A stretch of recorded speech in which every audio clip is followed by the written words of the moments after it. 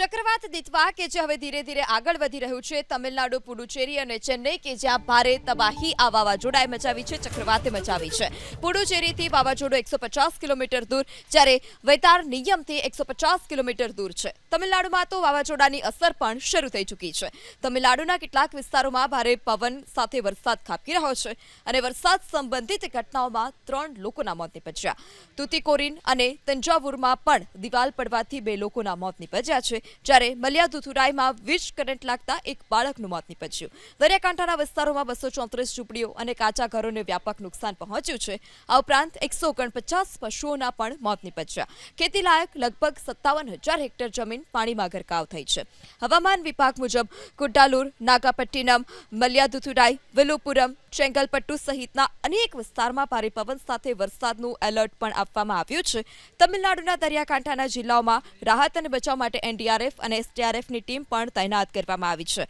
આ ઉપરાંત મહારાષ્ટ્ર અને ગુજરાતના એનડીઆરએફ બેઝ પરથી 10 ટીમ ચેન્નઈ પહોંચી.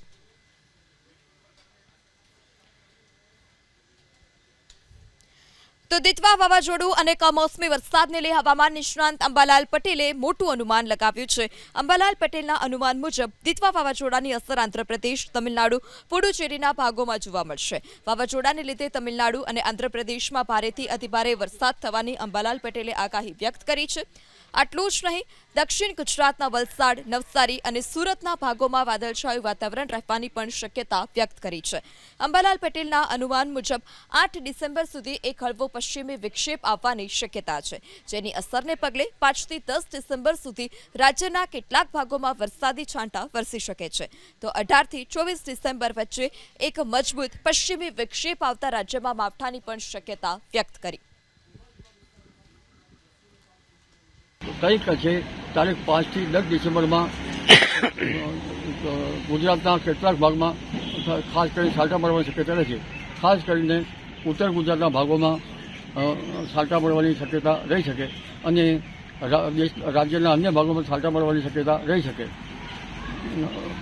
ખાસ અસરમાં જોવા જઈએ તો તારીખ 18 થી 24માં મજબૂત પછી વૃક્ષો આવતા તેની અસરનું તે માવઠું થોડું વધારે હોઈ શકે અને 20મી ડિસેમ્બરે દેશના ઉત્તરીય પર્વતીય પ્રદેશોમાં ભારે હિમવર્ષા થવાની શક્યતા રહેતા 22 ડિસેમ્બર આસપાસ કાતિલ ઠંડીને વેગ મળે.